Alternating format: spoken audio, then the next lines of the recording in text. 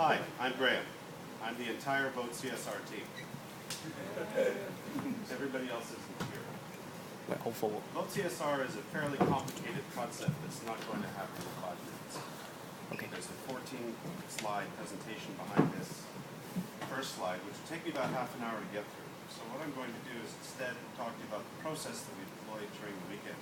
This is going to make all of the other participants look great, because we didn't do any of the things that Startup Weekend requires. We didn't build a prototype, we didn't build a fan base, we didn't do anything other than develop the business model.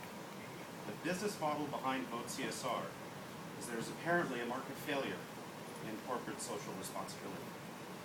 Nobody knows what the CSR program is of any company in the world. Maybe you can name one. Maybe you can't name any. You probably don't know how long this program has existed, how much money flows through it, none of this stuff. And yet, this is a major branding and messaging tool being employed by all of the Fortune 1000 companies in the world. So it's a big problem.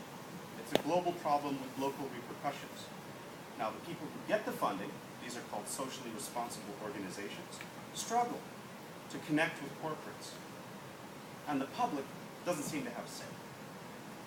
So what VoteCSR does, it tries to create a market for corporates to give them an option, say 5, and then go to the public and say, of these 5 candidate organizations which we would like to fund, could you please rank them? And we'll fund the winners. And if you really believe in this organization, even if it's not number 1 for me, I will make a co-payment matching your personal contribution to help get that SRO funded properly. So what VoteCSR attempts to do through the reach of social media is to enlist the aid of the public in helping corporates direct their CSR funding, and you get to coattail on the program on a vertical axis by making them number 1. You're the most relevant, legitimate CSR target. Or on a horizontal level, you're not the most relevant for this company, but I really believe in you personally, so I'm going to get this company to double my personal income. That's the whole concept behind VoteCSR. So the technology is not really that hard to do. Crowdsourcing is solved. Social media is solved. The big issue is getting traction to get the first SROs signed up. They're not in during the weekend. It's hard to call these people. It's very difficult to engage with the large multinational companies over the weekend, try to figure out if they're going to get on board. So we didn't see the point in building all these prototypes. Instead, what we did was we interviewed and created a focus group. And we said, hey, what do you think? Where do you figure, would you do it? Put on your SRO hat. Would you do it? Put on your multinational hat, if you're a member of one, and some of our mentors have it. Would you get behind this? If you're involved with SRO, would you encourage your favorite charity to come and talk to us? Because maybe we can get them in front of hundreds of companies as targets. We received interesting feedback from the younger people in the crowd. They don't have a clue about what an SRO is, what social responsibility, socially responsible organization, the whole ecosystem. They're kind of blind to it because basically they're not rich enough to start making charitable contributions, and they haven't worked for a big company that does this stuff yet.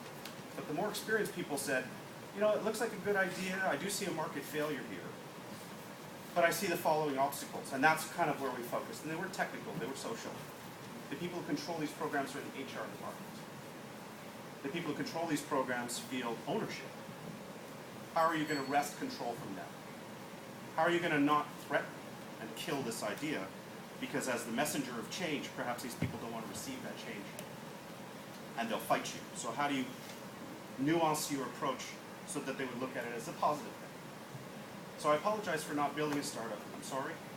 I need 20 charities signed up before I go to my first multinational. I need a Pico payment system. And I need a big social media reach. But the number 1 thing I need is I need intent from a multinational company to take us on. This couldn't be done over the weekend. I didn't see the point in writing code. Until I can validate this with the actual players in their home environments, I just didn't bother. Instead, I spoke to the people here and explored my business model.